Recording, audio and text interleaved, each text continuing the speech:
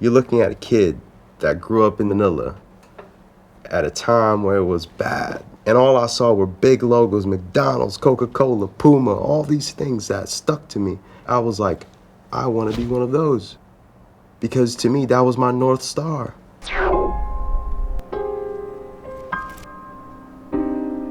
My name is Rhuigi. I'm the new creative director of Bali, also the creative director of Root and CEO.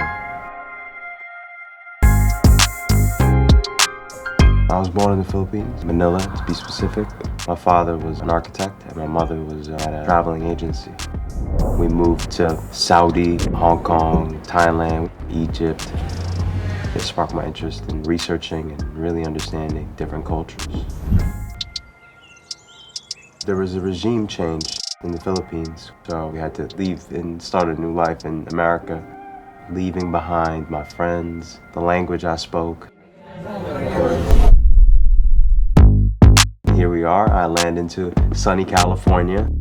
We have this family joke where I thought everyone in America had pools in the backyard and had convertible cars. God, this is America. So you arrive and you're like, wait a minute. We got to my aunt's house, and for about a year or so, we were living in her living room. My father was the only person working. I was a young kid worried about Social Security. For me to propel and do what we were brought here to do, I have to do as the Romans do, you know? I was absorbing American television, marketing.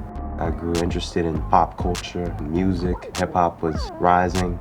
And there was this mixture of like rock and roll with hip-hop, Linkin Park, Limp Bizkit, NERD. It was like this fusion of music. The internet was rising up. It's this boom. I started to develop my style through music videos because that was at its height of its time, and I realized that style spoke its own language. Brought communities together. It chose who you aligned with without even knowing you aligned with them. I remember seventh grade, I wore the black with the gum bottom Romas. I can remember it like yesterday. And that was like all the fresh kids that you knew, like that was the code. I hung around with a lot of kids in the valley that had money. What I gotta do to make money and keep up? And I couldn't get a job because I didn't have my official documents. For me, without a job, I was like, I'm not gonna watch myself just sink. So I got to thrifting. You know, with a million things to design, this is like the best refresh button for me. Just like the full reference is here.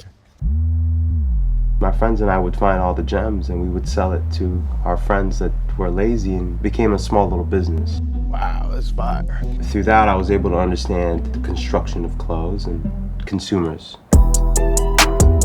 Thrifting, I found this t-shirt and inspired me to create the bandana t-shirt. Kendrick saw it, all those guys saw it, and they all wanted it. It worked for me, and I did it in different colorways. What happened was I overextended the reach of the bandana tee. In a matter of a year, it was done. So I came back home and I started to get to work. When you find a song that no one else has heard, and you're like, this is gonna be the new, or that artist, that's what I feel every time I look.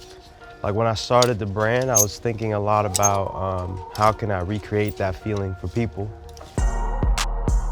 I describe the work that I do. I'm logging documentation of the society in clothing form. I'm aware of what's happening in the world and aware of what's happening with the demographic that I want to speak to, and I can fuse all of that.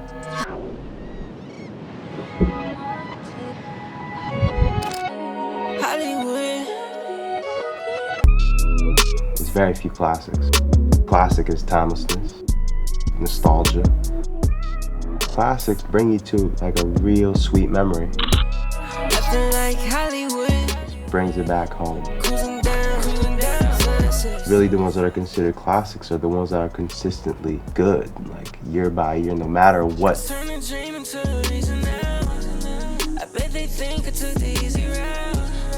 you never actually reach the North Star, and to be able to remain disciplined to the goal, you just gotta keep going.